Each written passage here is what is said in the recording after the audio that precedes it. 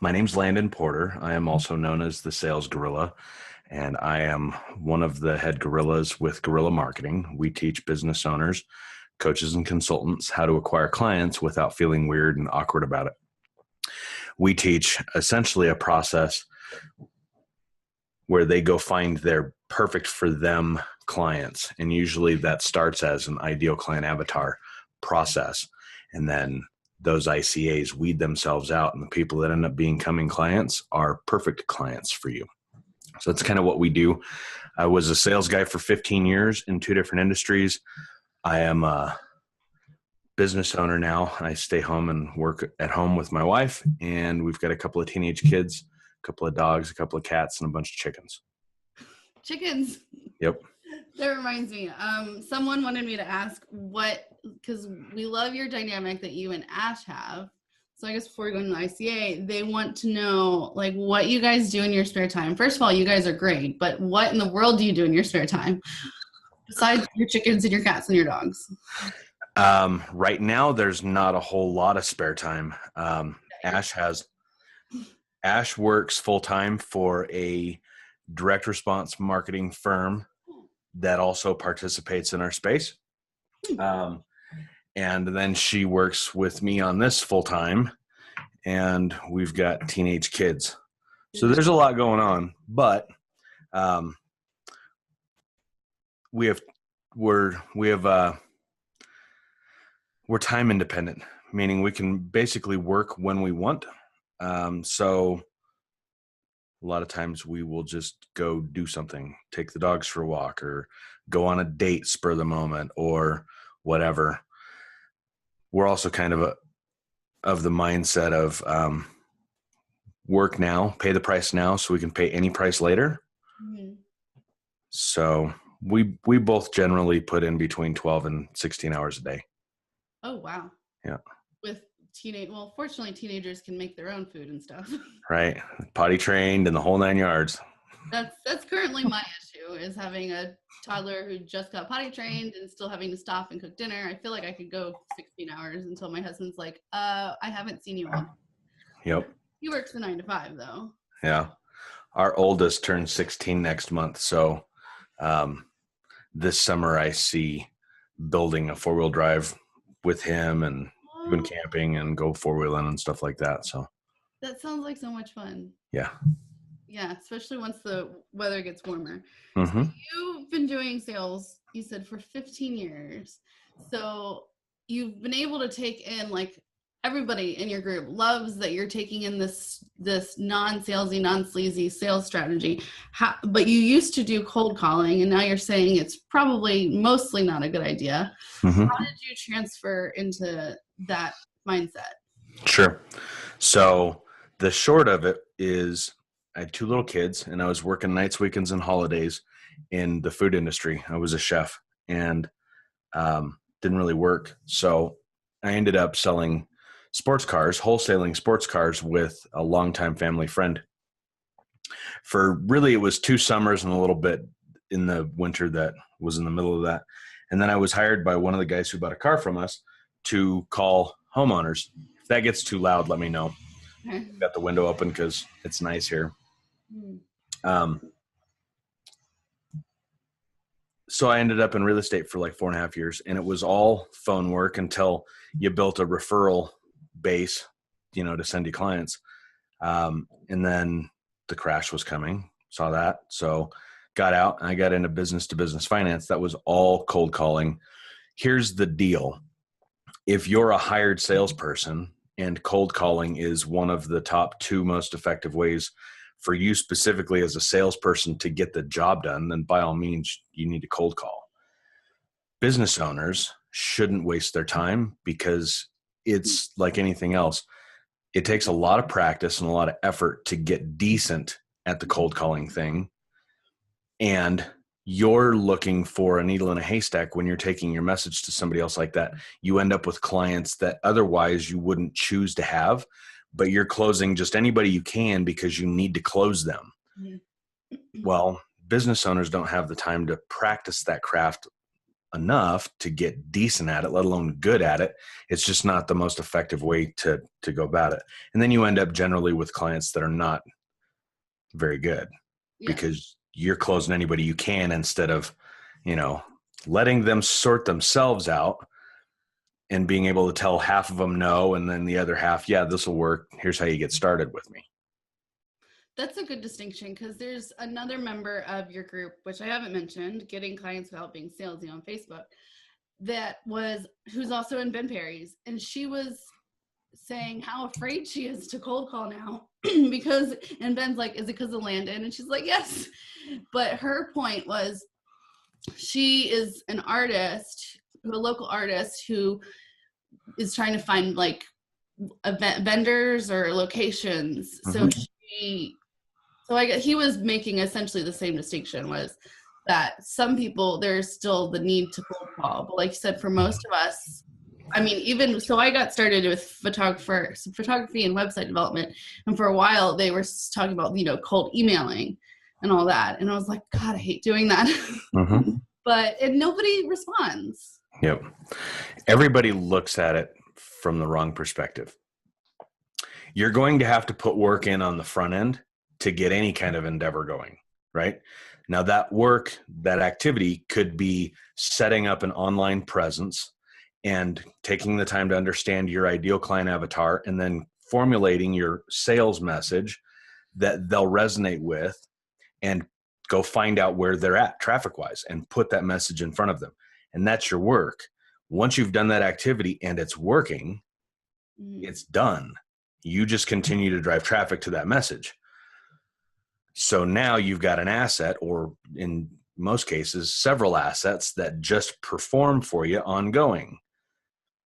But everybody looks at it from the standpoint of, I need to go get a client. Like, I need to go get clients now. Mm-hmm. And so they put their activity into the cold calling thing, and then they realize, I can't do this. I hate it, right? And everybody's like, oh, I'll cold call 5 people today. You're out of your damn mind. You need to cold call 200 people a day for 5 months. But then once you stop doing that activity, guess what? The client flow stops. Because you're probably burned out too. Go do it for 15 years. Oh gosh. So that's a lot right there. So how would people, at least a lot of people that listen to my stuff, they are probably newer or intermediate in the fact that they may or may not have a website. They have no idea where to get started. What would you recommend for online business owners, regardless of their niche, for getting started? I would build a simple profile funnel on Facebook. Your ideal clients may not have intent to buy from you on Facebook, but they're on Facebook. Mm-hmm. We need to have a simple soapbox set up on Facebook, which is your profile funnel, so that when we're ready, we can find them and pixel them, which is a fancy little word for a piece of code where we can now track them around the internet. Mm. And it looks like this for most people. A business page on Facebook, right? That's about your business, the thing that you do. And then on your personal profile, the cover photo and the featured photo and the verbiage in your intro all points to the thing that you do, which is talked about more in depth on that business page. That's a profile funnel. And then on that business page, you can talk about the thing that you do. And the simple call to action on many of those pieces of content posts is, if this is you, then request a call here, schedule a call with me here, go opt in for this thing here. It's a lot more simple than people think.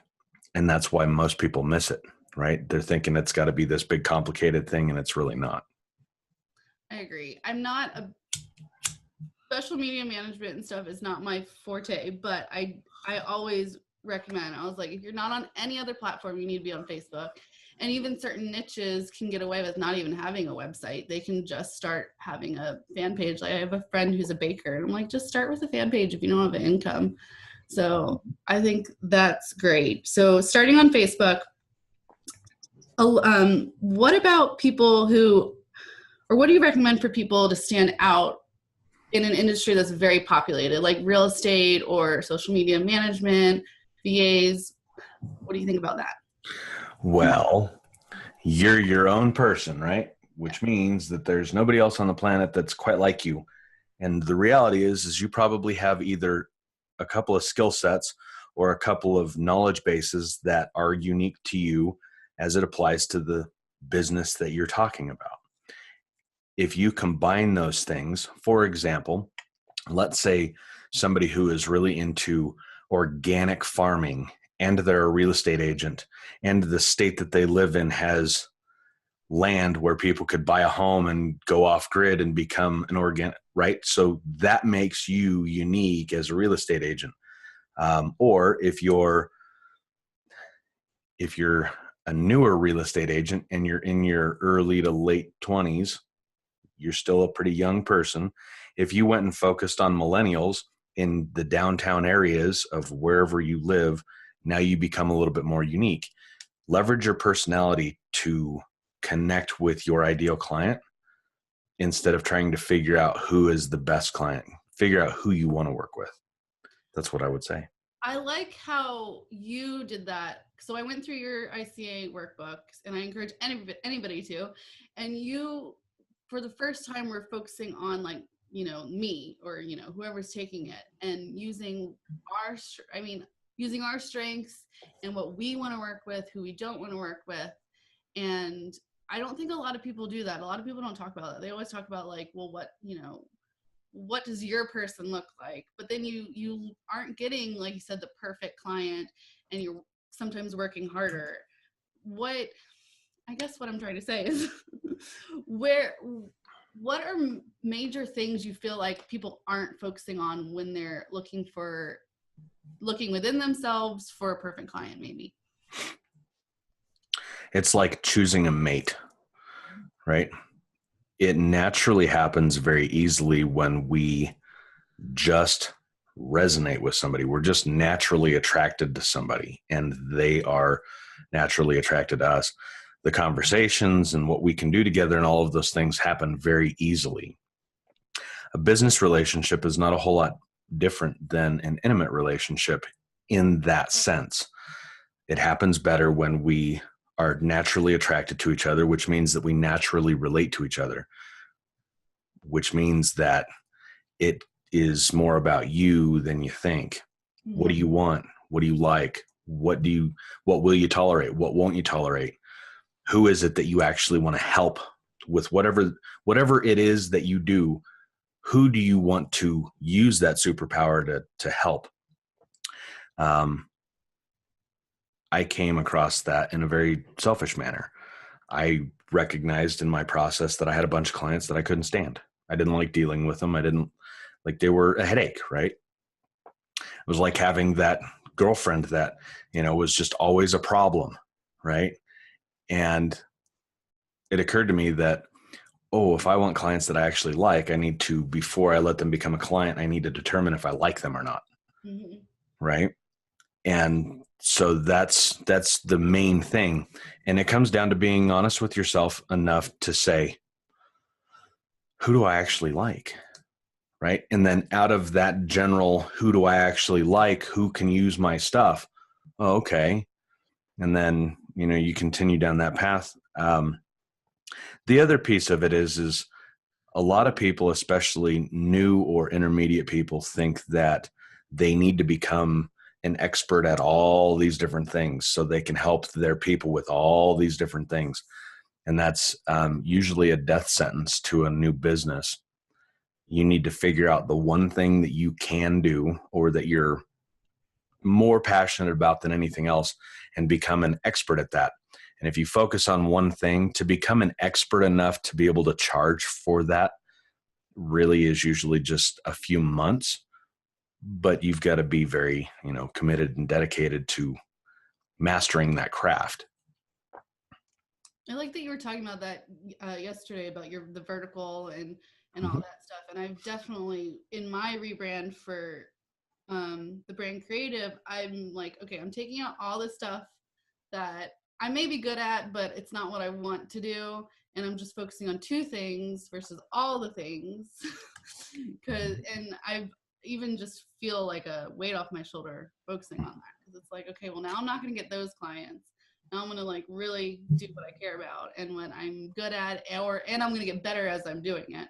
So I definitely like that. What about people who their clients are different? Like, it's not necessarily a service based, like maybe it's like you, like coaching, consulting, or brands that, okay, for instance, my husband, there's a few people in the group that are like this, but my husband, he does 3D printing, but he's not selling 3D printing products. He's selling like he has a blog, he has a course. What do you recommend for people like that in terms of, I guess, nurturing in order to bring people into a paid course? Mm-hmm. To teach them how to 3D print? Yes. Okay, well, I would still niche down. And what I mean by that is if I was a 3D printer, I would find a thing that 3D printing could just absolutely be the end all be all for it. Aftermarket RC car parts, gun stuff, aftermarket car stuff. Like I would find an industry where people are passionate or maybe even obsessive about the thing. Right? Yes. Passionate, obsessive. I've got 40 of them, Find a vertical where people are interested in the thing beyond just owning it. I carve briar pipes, but I don't spend my time doing it. I go buy one. So I would be interested in the info, but probably not in a course on the thing. Right. But that you got to, but you're not necessarily the client. So yeah. Yep. Pick a thing that you're interested in first, and then go get involved in that industry, and then figure out how what you do can connect to that industry and the people in that industry, and then become the guy or the gal for that industry. It's no different than, if you're going to go become a surgeon and you're going to become a specialist because you want to make more money and you want to focus with just one kind of client, it's the same thing. Go find one thing that you're interested in and explore that to the end of the earth. That's true. And going through the process of figuring out what you like, the ICA and all that stuff, will really help narrow it down. I feel like once people reflect back on themselves, they do that. And I like how you use a lot of the authenticity, like you're just honest, like this is who I am. I feel like for a long time people were like, okay, you got to be professional, or you got to look a certain way or do a certain thing.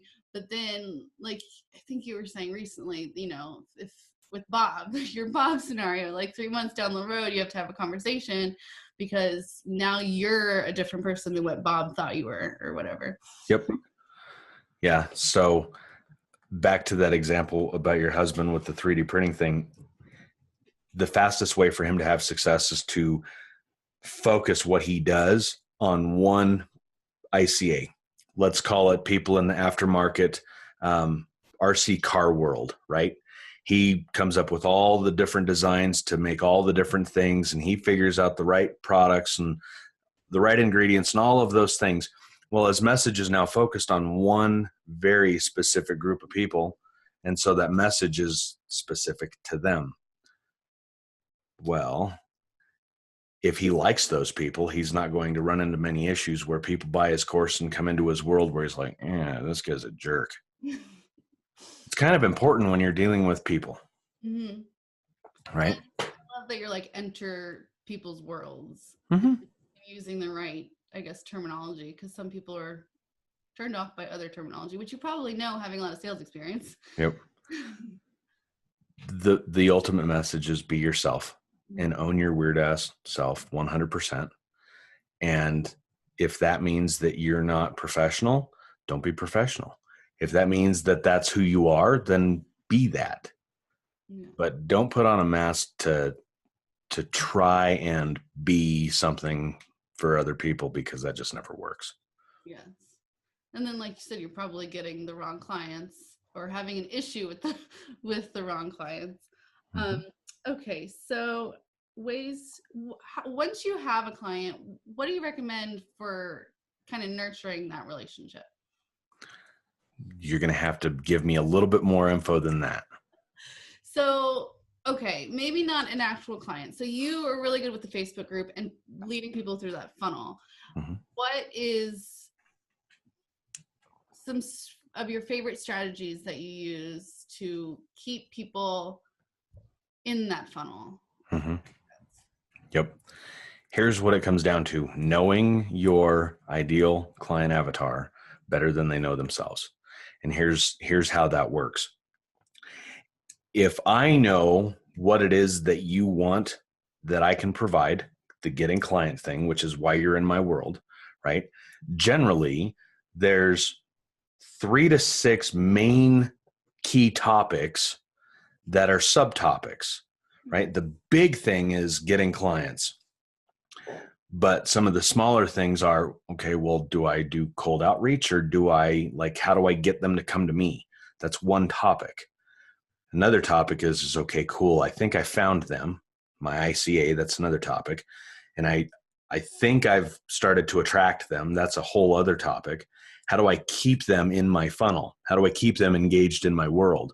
Now, this doesn't matter if this is, you're doing this as one-on-one interactions or they're going through your automated stuff. If you know what those 3 to 6 main topics are and you're talking about those 3 to 6 main topics, most of the people that actually want the big one thing will stay engaged with your world because they know, well, I want this one big main thing and I know I need to do this, this, this, and this. And he keeps talking about this, this, this, and this. Just makes sense. If you're doing one-on-one client interaction stuff, it's asking questions. Amy, what is it that you need? I need clients. Okay, what are you doing? Well, currently I'm doing this and this and this. Okay, we need to work on this, this, this, and that. And then we just continue having conversations about that. A lot of people confuse that and chasing people. Don't chase people. That makes sense. And I guess let's back up a little bit, because that was a really good point, is if you figured out what your ICA is, and for a lot of people, that's not always themselves or their spouse, what do you recommend in terms of researching more like pain points or those 3 to 6 topics? How would you recommend going about doing that? People on social media are like drunk people at a bar. If let's break this down. Let's use a topic. Let's go ahead and use you as an example. You do web design as one of your businesses, right? Give me a subtopic that would be the right kind of clientele for you, and I'll use that as the example to do this. Subtopic like WordPress versus Squarespace type thing? Sure. And who would you be building a WordPress website for? I usually recommend people that are doing beyond web or just landing pages. So like maybe selling services, a blog, or a community. Okay, let's go with selling services, and let's say that you're going to go after local marketing and you're going to go find people who own local cleaning businesses, and you're going to build them an online presence, which starts with, and the website is the hub. Okay. So where would you go find people that own local house cleaning services? Yelp. Right. Okay. So go find them on Yelp. And then once you've found them on Yelp for a specific city, go onto Facebook and search for business groups for that local area. And then go through those Facebook business groups and see if you can identify a couple of those house cleaning business names that you saw on Yelp for that local area. Okay.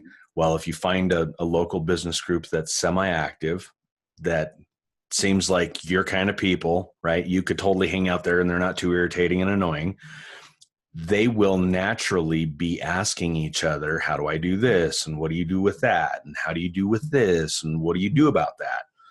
And if you just watch and don't get involved yet, they will begin divulging that stuff like a drunk person at a bar, right? Because they're on Facebook, they're in a social environment, they're looking and seeking help they're going to verbalize in their own words what their actual issues are. And once you've seen that from 8 to 12, maybe 14 or 15 people over the span of a couple of weeks, you start seeing patterns emerge. These guys don't know that they need a website. There's one. These guys think that it's just all about Yelp reviews. I know those are crap, right? And like you just start lining up all these different subtopics. And the easiest way to do it is take a notepad. You go spend 2 or 3 or 4 weeks monitoring people that are possibly your ICA.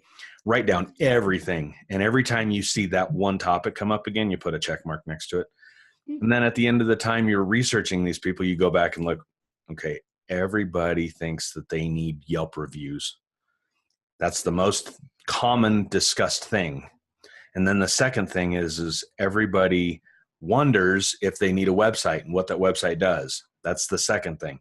And then the third thing is they don't know how to find their own clients. And then the fourth thing is, and then pretty soon you've got 4 main topics that just constantly come up. Those are the patterns. Those are the main things that they're dealing with. Now you start interacting with those people, and then through having conversations with them, it becomes apparent what their actual problems are. But now you've got some data to go have that conversation with them. Does that make sense? Yes. And that's great, because also I think some people worry that if they niche down too much, they're not going to have topics, but you just created like a whole business basically based on niching down so specifically, which I know, I have a friend who she's trying to create her own new niche, and she's like, she's no idea where to get started. I'm like, I personally don't know where to get started too. So, but I did say, I was like, go to Facebook groups, find, like, just ask, like, if you don't have a Facebook group, just ask, like, does anybody know of anybody that needs this? I mean, Facebook's just really been a game changer for everything. I almost gave up on Instagram, kind of. Well, the different social networks, the different social media websites are for different things, right? We go to YouTube for entertainment and how-tos, right? We go to Facebook to hang out in communities, right? So whatever you did when you were in high school, wherever you went and hung out with other people, that's kind of what Facebook is like. And by and large, people are in that mentality, mid to late teens on Facebook generally, which is a good thing for marketers, because if we just watch for a little bit, they will tell us everything we need to know, and they tell us in their own language, right? That's true for getting to know the language. Mm-hmm. All these things. I have someone recommended that, because I have an ongoing client who's in the fitness, and she's like, well, why don't you just only do fitness? I'm like, well, I don't know if I have the passion for only doing fitness, but again, that's that whole ICA of what do I want to do? Real quick before we move on, I want to make it really clear. You don't have to pick one ICA and then that's the only thing you ever deal with. The point there is to get proficient at dealing with those people and becoming a go-to for those people. You don't have to become the best in that industry or that niche. The point is to build a solid client base, because all of your messaging and all of your language and all of your conversations become very, very, very similar dealing with just fitness people for web development. And then once you've kind of got that nailed, we don't want to keep all of our eggs in the same basket. So we pick another niche. Now we're going after local foot doctors, right?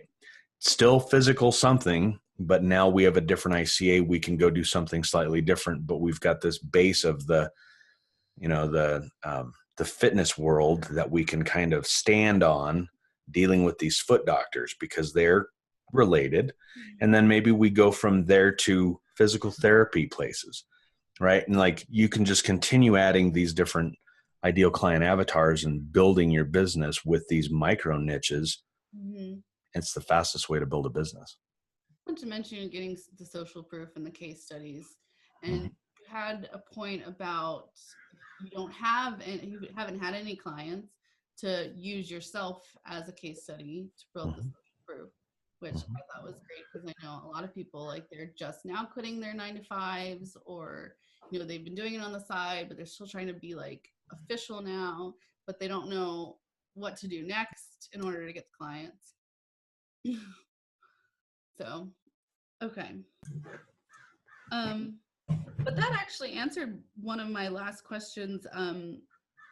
Someone asked, how could they solidify themselves as an expert?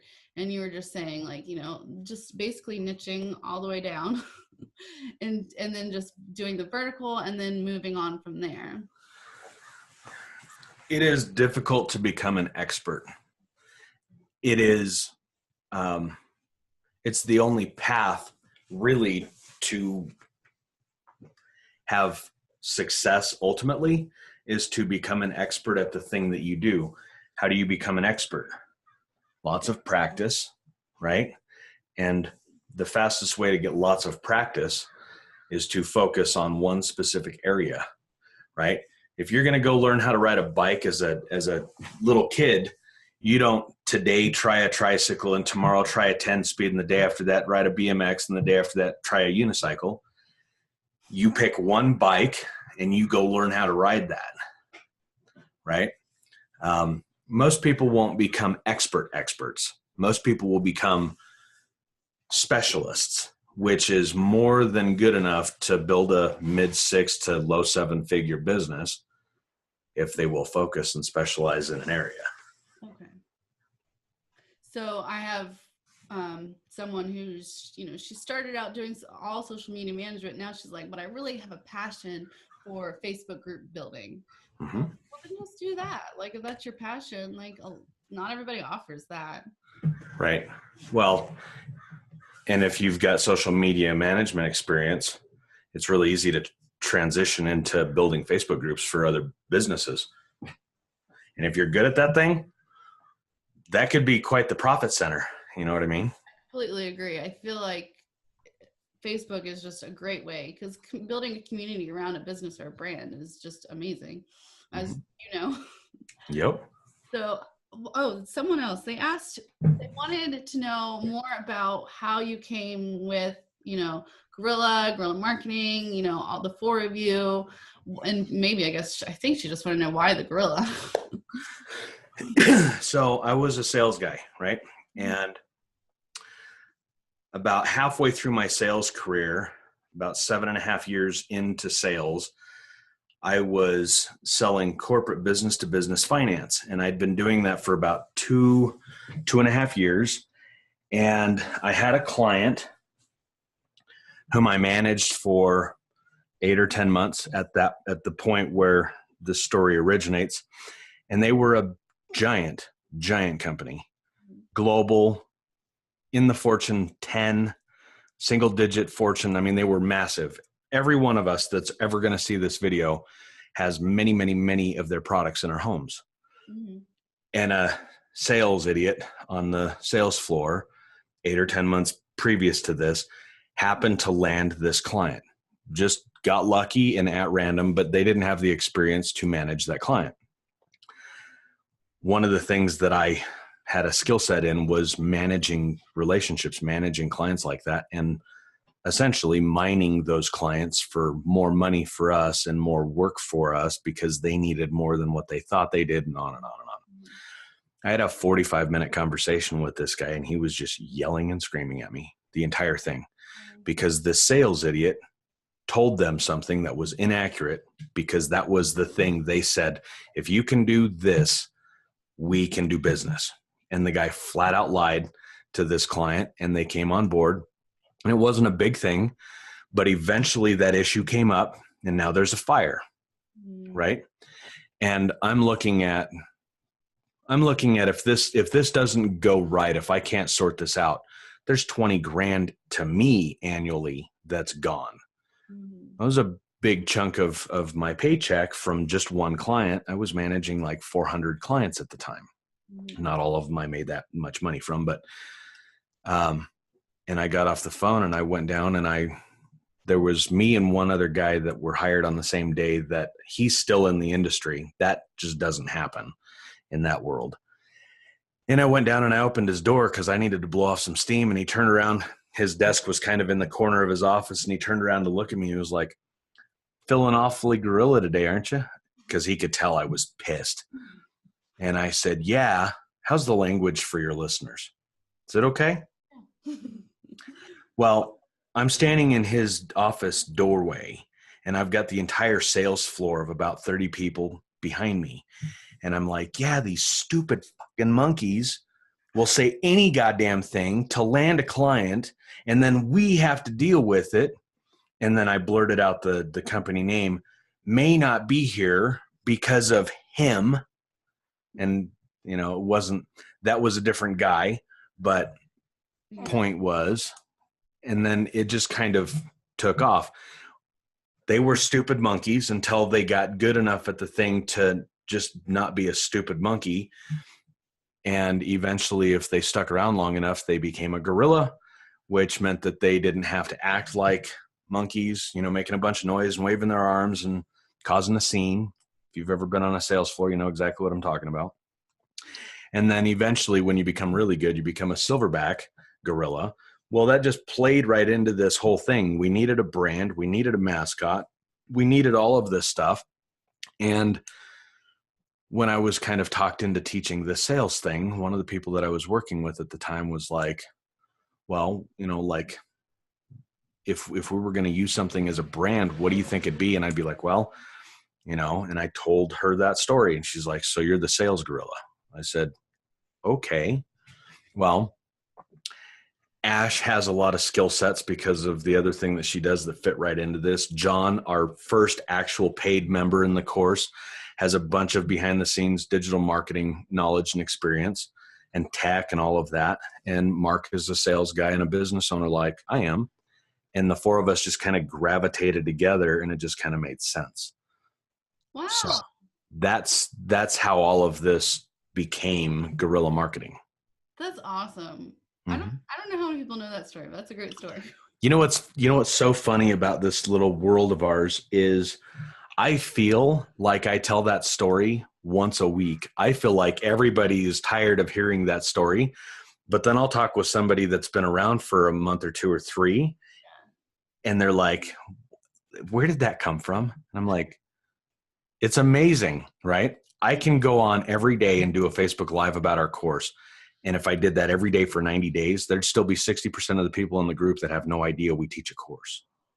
Well, isn't that nuts? Yeah, that is. But as much as your Facebook groups has grown, I feel like, first of all, not everybody is watching every video. There's so many posts in the feed. I don't know. I can believe it, but that's so crazy. Okay. I love it. Well, I think that's technically all of my questions. My husband, actually, he wanted me to ask, have you ever pivoted? Obviously you have. And maybe some tips on pivoting for people that are thinking about, you know, maybe niching down or starting something new. Yep. So Ash and I were teaching a parenting course and building a Facebook group around teaching parents of preteens how to deal with preteens. And it was going exceedingly well. And this is one of the main things that I tell people is the thing that people will buy from you is usually not something that you think they will buy from you. Even if it's very similar, like you do web design and web development. Mm-hmm. Well, people may actually want something slightly different from that in the same general area. And that's what they think they want from you, right? I was just having conversations with enough people about something that I needed help with, Facebook ads, that they were telling me about their day. And I was like, well, that's interesting. Tell me about that, because that's my world. Mm-hmm. I got this guy 20 some leads and he didn't sign up with me. And I know he turned some of them into clients, and he won't sign up with me as a client. Like, what the hell? And I had enough of those conversations where people were like, dude, you need to teach this. And I'm like, no. Well, I was talked into this whole sales thing, right? So that's pivot one. Mm-hmm. Okay, fine, I'll go do this. We'll see what happens. It totally took off. Mm-hmm. Well, I'm a sales guy and I'm not a trainer. I'm not a teacher. Like, my weird style of doing this is my own thing. And I'm not really a teacher. So over the first 3 months, it occurred to me, oh, they just want a magic phrase to close any old prospect. And I'm like, no, that's not. So pivot one begins to happen. My message starts to change. I'm starting to understand who my ICA isn't. Mm-hmm. Still at that point, I had no idea who my ICA was. So there's like pivot point two, right? And then go another couple of months and it becomes pretty clear that, oh, these people want to learn about cold calling and cold emailing and scraping email and all these douchebaggery ways to try and just get somebody to do a thing. I'm like, that ain't it. So start to pivot again. Well, that brings us to about the end of summer of 2017, where it occurred to me, what I want to teach people how to do is get clients, which is totally different than learning how to do sales. Mm-hmm. And our message drastically changed again. We went from it was all the sales gorilla, and now it shifted to guerrilla marketing, Mm-hmm. right? And our whole message changed. We pivoted again. We started going after a different ICA. You have to understand your ideal client avatar. And if you can say, I think I want to work with these people, you need to have enough conversations with those people to say, yep, yep, yep, nope, I don't want to deal with these people. Mm-hmm. Yep, yep, yep, yep, yep, yep, yep, yep, yep, yep. Wow, cool. These are my people. Okay, now who are the best of those people for me? Well, they're these people. They're again slightly different. All of these are just little pivots. If you're going to go from selling parenting stuff to sales stuff, that's a big pivot. Yes. And I really only recommend that if the thing you're pivoting to is something you're absolutely in love with, or people keep bringing it to you, dude, you need to teach people how to make these. Like this, you're the best at this. You need to teach people this, right? Mm-hmm. That makes a lot of sense. And I think that's great that it's that you've pivoted to almost probably, I assume you might pivot some more, but you've pivoted to like your better ICA, Mm-hmm. which has been great. And then, so when did you start doing live video or video teaching then? I was told, okay, fine, Landon, you don't want to do this, but you're going to do this. Let me go back to that story. In the very end of December through January of 2017, I had a bunch of people that I was having conversations with, about a dozen. And about a half a dozen of those people were telling me basically the same thing. We all went through the same Facebook ads course, and they were all essentially having issues with the same thing, turning a free trial client into a paid client. And so I'm talking with about 6 people on a fairly regular basis. And all of a sudden, within 1 week, 3 of them on the same day are like, dude, you need to teach this. These 3 guys never even spoke to each other before. I'm like, are you guys pranking me? Because I was adamant, like, there's no way I'm teaching that. No interest. Spent 15 years in it, I'm done. Not the next day, but the following day, another person's like, dude, you need to teach this. And then the next day I heard it again. I'm like, you guys are out of your, like, this has got to be a joke. I was telling somebody that I was doing some work with at the time what had happened. And she was like, well, okay, Landon, but you're going to do this. The next day she created a Facebook group, added like 80 people to it, and was like, go do a Facebook Live and talk to these people. I was terrified, sweating bullets, nervous, didn't know what the hell to say. I was just like, you know what, screw it. And I did it, and they ate it up. Like I had 40 people on that first live. It was nuts. Oh my gosh. At 80 people, right? And so we did that in that group, and then we started a beta course for the thing, and we brought in a few paying members. Like I said, John was one of the first. And then we pivoted, closed down both of those groups, opened up 2 new groups, right? Your Facebook group is your asset as a business. I didn't open those first 2 groups, so they weren't mine. If you're going to be a business owner, you need to own control of your assets. So close down those groups, and a bunch of the people in that first main group weren't a fit. Out of 250 to 400, somewhere in there, there was about 80 people that we took with us and started the new group from. I started doing Facebook Lives day one, and then like a month in, I'd probably done 60 or 70 lives. Like I was doing 1 or 2 a day. Oh, wow. And Sean Manaher started the 30-day Facebook Live challenge. And I happened to see it. In the first one that he did, he said, this scares the hell out of me. And because I'm pushing myself outside my comfort zone, I'm committed to doing one of these a day for 30 days. And I was like, that's interesting. So I was like, you know what? I will support you in doing this because we were buddies. I will support you in doing this and I will get the message out. Because on that first one, he said, if you'd like to join me on this 30-day Facebook Live challenge, maybe we can help a bunch of people get more comfortable with sharing themselves and their story. And it just took off. There's a full-on Facebook group about it now. There was several hundred people that, Trish, I met Ben shortly after all of that. Like I could go on and on and on. There's probably 24 people that you know of from our world that got their start doing that 30-day Facebook Live challenge. Audric and Bobby Donahue was around at that time. So day one. Oh, wow. And it's kind of been one of the things you're known for now. Yep. And because you're always going in live. Like, do you even have, other than like your scheduled nights, do you just kind of pop in? I don't even notice if there's a time. You know what's interesting is I did a Facebook Live yesterday. Yes. The last one I did was last Friday night. The one previous that I did was like Wednesday last week. But I've done so many of them, and there's so many Facebook Lives in the group that people just assume that I go live every day. Yeah. Whereas this most current iteration of the treasure hunt, I did a bunch of Facebook Lives over the course of 2 weeks. Mm-hmm. The month and a half prior to that, and this last 3 weeks since I did all that, maybe 5 or 6 Facebook Lives other than Friday Night Live. Mm-hmm. So it's not as constant as it appears, because I front loaded the group with all of that.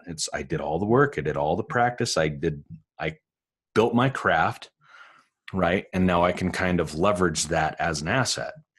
Yes, it's kind of like the new blogging. I was always recommend blogs because it's sort of like building your portfolio, like things to like link mm-hmm. back to. So now you're like linking back. Like videos that were before I joined the group, like I'm like, oh, I'm still finding them because they're linking back. You should create like a master doc of all your videos. Mm-hmm. I don't know if you already did that, but you should. Someone can do that for you. Yep. So you brought up the treasure hunt. Not everybody listens. Not a lot of groups do that. So do you want to quickly like define that for people? Sure. So the treasure hunt is a series of videos and posts that all put together accomplish these few things. In and of themselves, they are a course on how to get clients. Mm-hmm. It's the fundamentals, it's the basics, but it also teaches all of the new people that come into our world what we're like, what we're about, how to operate here, what we expect, what they should expect, what they should and shouldn't do. It orientates them into our world, right? It also allows us the ability to filter or qualifying these people that come through that, filtering our perfect for us clients from all of our ICAs, because everybody that joins the group, I'd say 90% of them are our, or could be considered our ideal client avatar, but not all of them are going to buy our stuff. So we put them through this process to where they go, yep, I like this. Yep, I like this. Yep, I like this. I'll give you my email address. Yep, I like this. Yep, I like this. Yep, I like this. I'll buy that thing. Yep, I like this. Yep, I like this. Yep, I like this. Oh my God, I found my people. Right? It is a relationship funnel. Mm-hmm. And what I mean by that, everybody that's watching this has probably heard the term funnel, right? And they understand that to be a series of web pages that the goal there is to accomplish getting prospects contact info or selling them something. Mm-hmm. It's a traditional sales funnel. When done well, it's a very simple sales funnel. What we teach is how to be yourself and find your perfect for you clients, because they totally dig you and relate to you and all of that. So we use our personality. We do some personality marketing through a sales funnel to make it a relationship funnel. Mm-hmm. Did I clarify that? Like, does that make sense? Okay. You did a good job. I don't know if it's because I already know, but I'm surprised at the amount of people that first of all, before you, I mean, I can put concepts together, but people don't really talk about relationship fun or relationship marketing, you know, other funnel. Like it's really just sales funnel. That's like what the big thing is a sales funnel. And especially with websites, I'm pretty used to doing sales funnels. So I feel like not a lot of people are talking about that. So I don't know if people who don't know about that understand, but I think you did a great job. Cool. And I love that. So you offer, I've seen it, but I haven't purchased yet because I might have missed links. So where can people get you teach about doing a treasure hunt. You teach about a whole bunch of things. I know the salesgorilla.com links to your ICA workbook. Where can people find you and stuff? People should find us at Getting Clients Without Being Salesy on Facebook and answer the questions that we ask on before you're accepted, if you want to join, and then go through the treasure hunt. It takes about an hour and 27 minutes to go through the whole thing. You're going to learn how to get clients today. We're going to give you 2 little processes you can go get clients. Like on day 1, we're going to help you with your ICA. We're going to give you an actual workbook. It's not a little simple thing. It's pretty in depth, but it will help you understand who your ideal client avatar is. And then at the end of that treasure hunt, on the very last page, there is an entire series of links for all of the posts for the treasure hunts, the map. And at the bottom of that, you can choose to buy the treasure hunt if you're a Facebook group owner. If you're going to build Facebook groups for somebody, that would be something probably makes sense for you to get and learn how to do. You can buy our course, which is how to get clients without being salesy. And if you're really interested, you can fill out an application to coach one-on-one with either me or Mark. Oh, nice. See, I went through the last treasure hunt. I'm still halfway through the current treasure hunt. So clearly I haven't. So you answered the question I haven't gotten yet. But that's nice. Yeah, like I said, I don't think a lot of people know all the different options that you have. So it's nice that you have the tiers. But anyways, well, thank you so much, Landon. You're most welcome. Talk to you later and have a great day. Thank you. Yeah. You're welcome. I hope this was good for you. It was perfect. Thank you. Awesome sauce. Say hi to Ash. I will. Peace out, Cub Scout. Bye.